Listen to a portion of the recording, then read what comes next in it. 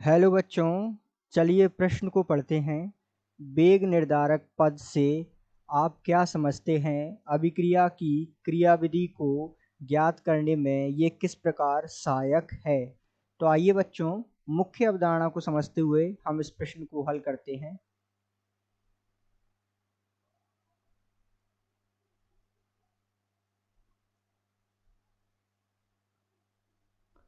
तो मुख्य अवधारणा के रूप में आइए सबसे पहले हम चर्चा करते हैं वेग निर्धारक पद क्या होते हैं।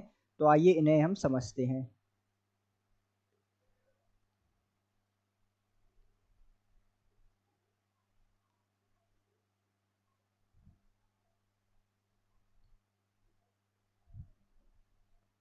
तो क्या कहती है वेग निर्धारक पद की परिभाषा? तो इसकी परिभाषा के अनुसार किसी बहुपदीय अभिक्रिया में सबसे धीमा पद संपूर्ण अभिक्रिया का वेग निर्धारक पद होता है। अर्थात जो अभिक्रिया बहुपदीय होती है, अर्थात एक से अधिक चरणों में संपन्न होती है, तो बहुपदीय अभिक्रिया में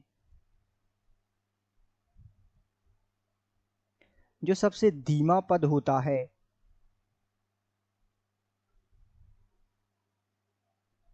वो ही जो है अभिक्रिया का वेग निर्धारक पद होता है। तो आइए इसे जो है हम एक उदाहरण द्वारा समझते हैं ताकि ये और ज़्यादा स्पष्ट हो सके। मान लीजिए कोई अभिक्रिया है NO2, अर्थात 2NO2 से अभिक्रिया करता है ओजोन O3, और इसके फलस्वरूप हमें उत्पाद के रूप में प्राप्त होता है N2O5 और साथ में प्राप्त होता है O2। ये जो है एक संपूर्ण अभिक्रिया की समीकरण है। यदि हम इस अभिक्रिया को जो है चरणों में देखें तो ये किस प्रकार संपन्न होती है, जैसे कि चरण एक।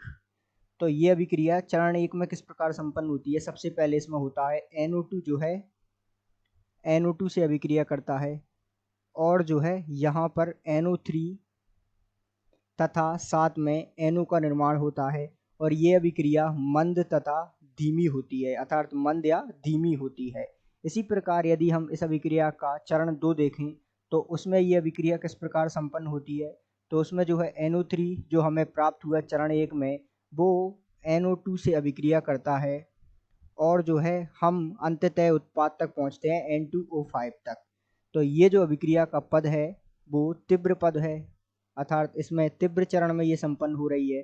अब जैसा कि हमने देखा, परिभाषा क्या कहती है कि कोई भी जो बहुपदीय अभिक्रिया है, अर्थात एक से अधिक चरणों में संपन्न होने वाली अभिक्रिया है, उसका धीमा पद जो है वेग निर्धारक पद होगा। तो इस अभिक्रिया का वेग निर्धारक पद कौन सा है? ये जो पद आपके सामने दिया हुआ है, ये जो है वेग निर्धारक पद है,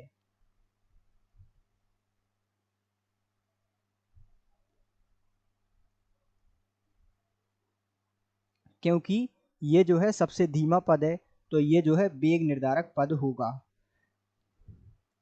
तो इस प्रकार आप जो है वेग निर्धारक पद को उदाहरण द्वारा समझ सकते हैं। आशा करते हैं आपको समझ आया होगा। धन्यवाद।